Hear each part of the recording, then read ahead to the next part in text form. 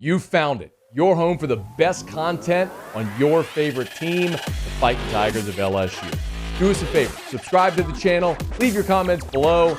Be sure to smash that like button.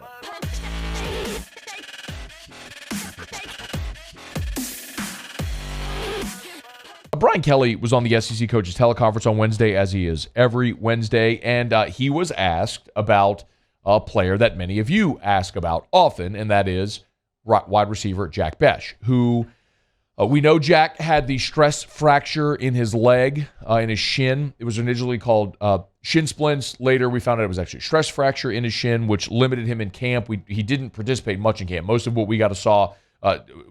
we saw during camp was Jack Bech on a stationary bike. Then he had heavy wraps on his lower legs when he started to participate, and he's had a admittedly slow start to this season. Had a nice touchdown catch against Southern, but was little used. He was targeted in the first series on third down against Mississippi State before LSU punted on their opening possession, but that was the only target that Bech had in the game. So Brian Kelly was asked on Wednesday, what's up with Bech? How do you get more involved?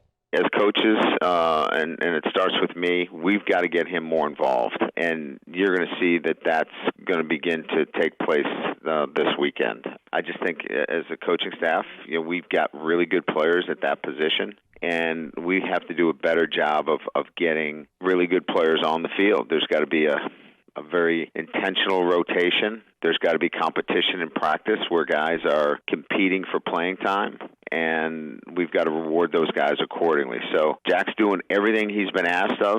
There shouldn't be any narrative out there that he hasn't or he's injured. We have to do a better job as a coaching staff. Okay, so he really cleared that up, that the injury that limited him in camp is no more an issue. It's no longer an issue. And they got to get Jack involved. I'll tell you, the challenge is part of what Brian Kelly said there. And again, this isn't impossible to overcome, but it's the challenge. When you have so many good players at those positions, you heard him say it, we have to be very intentional with the rotation. You can't just leave guys out there because they're out there. You have to be intentional about rotating guys in to get people reps that have earned it. But here's the challenge, right? If Jack Bech is going to play in the slot and Malik Neighbors is taking that spot, who was the biggest player in the game for LSU in their most pivotal drive last week? It was Malik Neighbors. Came up with 3 catches on third down and the 27-yard reception on 4th and 3 in the fourth quarter.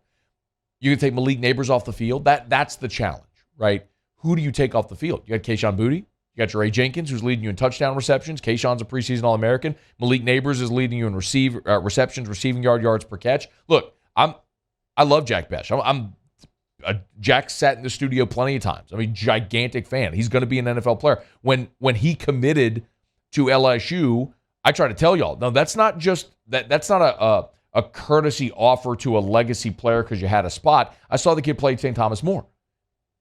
He's different. He's not just your possession receiver like a lot of white receivers get stereotyped. I'm just going to blurt it out and say it. I'm not going to tap dance around it. And we've all seen it. He's awesome. He needs to be on the field. But that's the challenge. Again, it's not impossible, but it's what Brian Kelly said. As coaches, they have to be better and find ways to get all these guys involved. It's the same thing Brian Kelly said after week 1 with Keyshawn Boutte. When Keyshawn, look, he had targets against Florida State. It wasn't until late in the second half when he got his first catch in the ball game. They targeted him early, didn't go back to him. So what did we see against Southern? First play of the game, they threw it to Keyshawn. They gave it to him on jet sweeps, shovel pass. I mean, they just intentionally called plays specifically to get him the ball. And Brian Kelly said, you're going to see that this weekend. They're going to get Jack Bech the football. I want to remind you, though, a year ago in the opener against UCLA, Bech was on the field, but he had 1 catch against UCLA, only 1 catch. It was the next 2 weeks against McNeese and Central Michigan that you started to see him pop a little bit. 4 for 57 against McNeese, 5 for 81 in his first touchdown against Central Michigan. So when the competition lessened, you saw them push him the ball more. You got back into conference play against Mississippi State, just 2 catches for 13 yards. Then in October is when Jack really hit his stride. 7 catches against Auburn for 84 yards in that ball game in Baton Rouge. And then, of course, Keyshawn got hurt against Kentucky. They ran wild against Florida, and then you saw Jack 4 for 41 against Ole Miss, 5 for 33 in a score against Bama, 4 for 66 in a score against Arkansas, 5 for 46 against ULM. I'm throwing out a bunch of numbers, but you understand the point. Is once you you got him comfortable, you got into conference play in October, is really when you saw him hit his stride. And I think the same might be true here. This is a great launching point to get Jack Bech more involved in the offense this year, in this offense with this quarterback.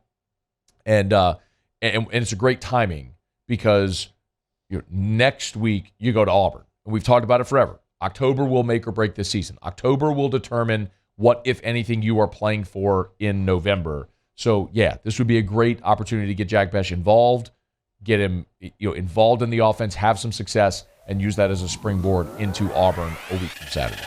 Hey, thanks so much for watching. Please leave your comments. I love to interact, and be sure to hit the red subscribe button below.